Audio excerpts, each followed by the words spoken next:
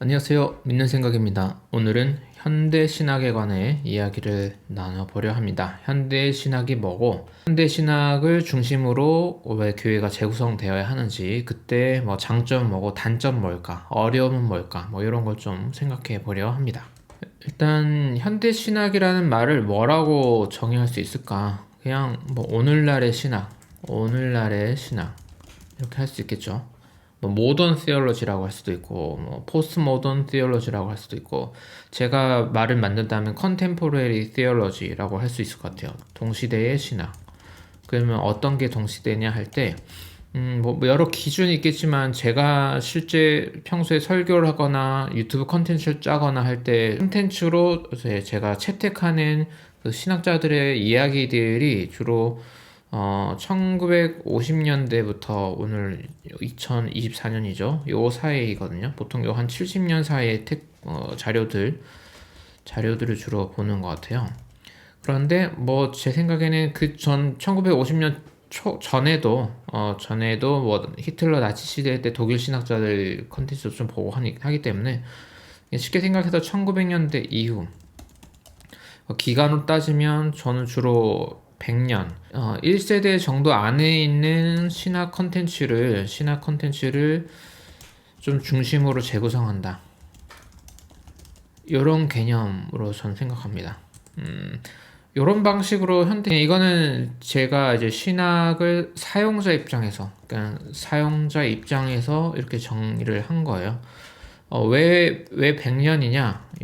최근 1세기 안에, 1세기 안에 이제 새로운 신학의 동향들, 신학의 흐름들과, 그리고 신학 바깥의 일반 사회의 여러 학문이나 사회적 경향, 뭐 이런 것들이 서로 상호 작용하는 가운데 만들어지는 새로운 신학들, 현대 신학이다 이렇게 생각을 합니다. 그런데 이제 그 신학교를 들어가면 일단 고대에서부터 중세, 이제 근대까지의 과거의 신학적 논의들을 공부하다가 시간을 좀 많이 쓰게 돼요. 그래서 좀 현실을 살던 사람이 이제 신학교를 가면 이제 과거에 묻혀 사는 인간이 되는 확률이 좀 높습니다. 그러니까 모든 학문에 이런 공부가 필요한 거 맞죠? 과거로부터 온 그 전통과 고민들을 계승해서 이제 그 시대의 문제에 조금 더 유효한 대답을 만들기 위해서 과거부터 공부를 하는 건 맞는데, 저도 신학교를 다니며 느낀 게, 오늘날 유효한 이야기를 꺼내기까지는 조금 신학교가 그렇게 친절하게 가이드를 하진 않는 것 같아요. 그래서 사람들이 조금, 이제 목사님들이 비현실적인 이야기나 혹은 현대인들이 보기에 굉장히 비윤리적인 이야기들, 말도 안 되는 얘기들이, 이런 이야기들이 나오는 이런 근본 구조가 이렇게 만들어진다. 문제가 있다고 생각합니다. 고대 중세 이제 이걸 또 다른 맥락으로 하면은, 이제 현대 신학은 이제 탈도그마적이다. 그래서 이제 고대의 이런 논의들이 나쁜 건 아니거든요. 그 시대 항상 논의들이 필요한데, 이게 고대에서는 이제 민주주의 사회가 아니고 공농장의 사회가 아니고 그런 시대가 아니기 때문에, 결국 합의보다는 어떤 그 이론을 선택할 때 권력이 개입되는 경우가 사실 많죠.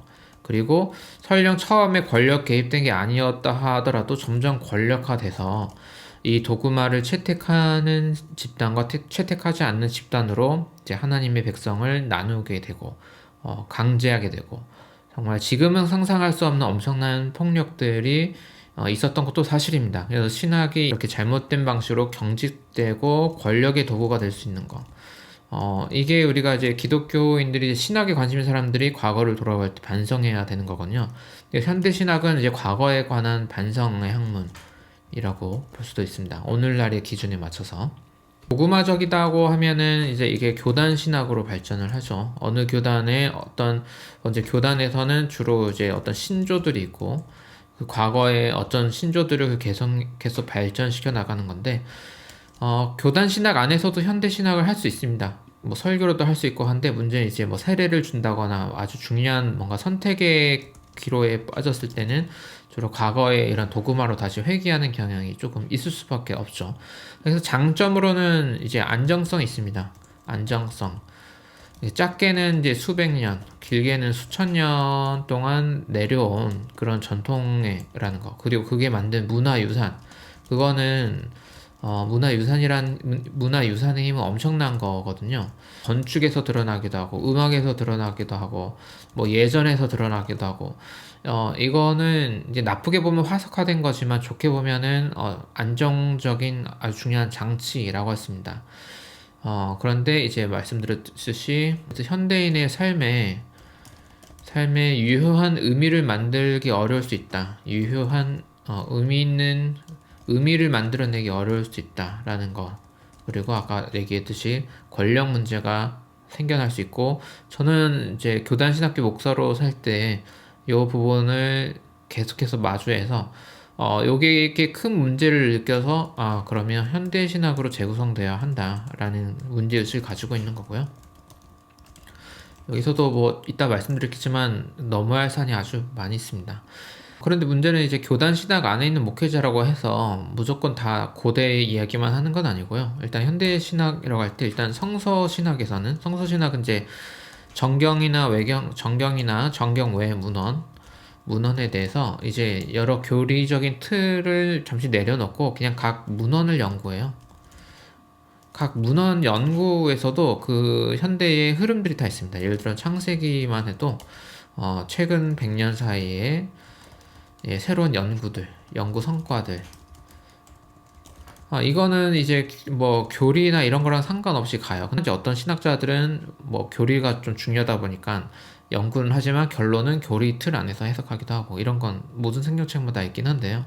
그래서 기본적으로 인정받는 뭐 이제 WBC 주석이라든지 헐메이니안 주석이라든지 아니면 뭐 앵커 바이블 뭐 등등은 사실 이런 도구마적이지 않고 각각의 성경들을 연구하는 이야기들 담겨 있고 꼭 이런 주석 아니어도 모든 성서 신학자들은 보통은 그런 방식으로 연구를 합니다. 그래서 어떤 의미에서 현대 신학이라고 할 수도 있고요. 플러스 이제 이런 텍스트 말고 주제로 묶여 있는 혹은 주제나 성격으로 묶여 있는 새로운 신학의 흐름들이 있죠.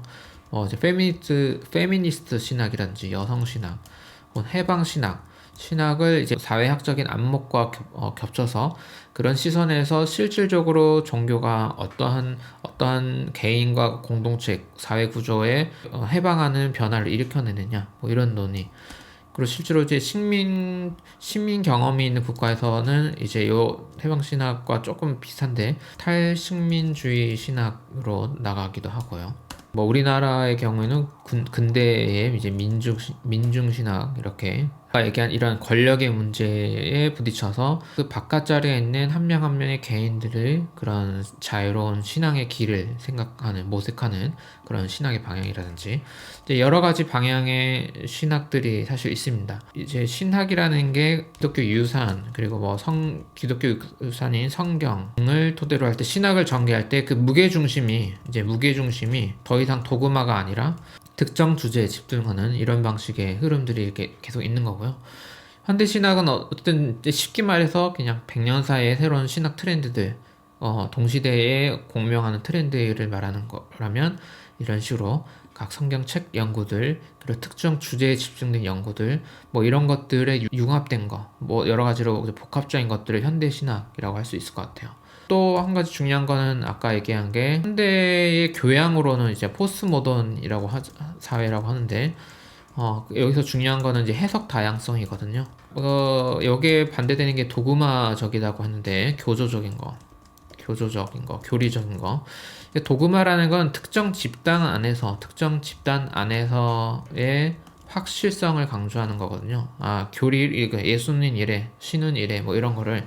근데 이 도그마라는 것도 전 세계 모든 기독교 안에 통일되는 도그마라는 건 세상에 없습니다. 자기네 국가, 민족, 특정 시대 안에 갇혀서 과도한 옳음을 강조할 때 만들어진 게 도그마인데, 요게 이제 근대 이전 사회의 특징이기도 하고요. 이런 방식으로 주장될 수가 없는 거죠. 종교 또한 절대 이런 방식의 터전에서 설 수가 없다고 생각하는 게 현대 신학입니다.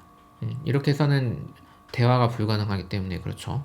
해석 다양성을 존중하면서 도구마적이지 않은, 그러니까 아까 여러 이제 각 성경의 아까 이제 각 성경 문헌, 특히 이제 정경 외 문헌을 포함한 그러니까 신앙의 유산들이거든요.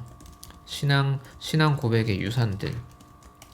여기에 대한 이제 해석 다양성을 이제 인정하는 것이 현대 신학이고, 여기에 플러스 이제 하나가 더 들어간 건 뭐냐면 아까 동시대성이라고 했잖아요. 그러면 책은 1세기라고 하면 여기에 만들어지는 현실에 대한 이해가 또한 신학의 재료이기도 합니다. 어떤 말이냐면 이제 어떤 신앙을 우리가 소화를 할 때, 개인에게 적용할 때 중요한 건 뭐 심리학도 될 수도 있고 뇌과학도 될 수도 있고 뭐 여러 가지 이런 교양들이 우리가 이 성경 텍스트에 대한 어떤 해석과 이걸 나한테 적용할 때 중간 입장에서 이게 우리가 교양으로 알고 있는 로 필요한 것이죠. 이제 뭐 뇌과학생은 과학적 교양들, 진화생물학 같은 거, 진화생물학, 뭐 천체물리학, 뭐 이런 이야기, 천체물리학, 아니 뭐 고고학이란지 역사학이란지, 실제 이제 역사학이라는 분과로 진행되는 이제 그런 맥락과 성경의 텍스트를 봤더니 성경의 텍스트가 그럼 역사에 맞는 방식의 글쓰기가 아니었구나. 그러면 이 고대의 이 신앙 고백을 우리가 어떻게 해야 할까? 그래서 해석 다양성이라는 측면에서 이 종교 문헌을 약간 그냥 그 현대 문학의 운문이라고 할 수는 없지만 약간 운문적 성향에 있는 글이다. 혹은 이제 그 신비라는 이 의미를 달 수도 있고요. 그러니까 굉장히 포괄적 해석을 할 수 있는 것이 종교문헌이라고 할 수 있는 거죠. 그걸 이제 오늘날의 역사학을 공부하면 조금 오히려 이제 더 잘 이해할 수 있는 부분도 있고요. 아까 해방신학 얘기했듯이 이제 사회학이라든지 뭐 정치철학 뭐 등등을 공부하면서 같이 고민할 수 있고, 그리고 이제 현대 윤리학. 뭐 어렵게 이야기하지 않아도 그냥 현대 교양인으로서의 윤리. 요런 것들이 성경 해석만큼이나 동시에 중요하다는 거예요. 그래서 신학도 50% 중요하고 동시대성의 이런 학문과 교양도 50% 중요한 거예요. 일반 학문과 교양. 왜냐면 이게 되어야만 우리가 현실에 나에게 적용할 수 있고 공동체에게 적용할 수 있고 현대 사회에 적용할 수 있는 현실적인 효과가 있는 의미가 있는 컨텐츠로 발전을 해 나갈 수가 있다라는 것입니다. 이게 현대 신학의 방향이에요. 그렇지 않으면 이제 고대의 이야기에 갇혀 있고 나와는 상관없고 우리 모임과는 상관없고 우리 사회와 상관없는 고대 문헌에 관한 다시 회귀 이거밖에 안 되는 거죠.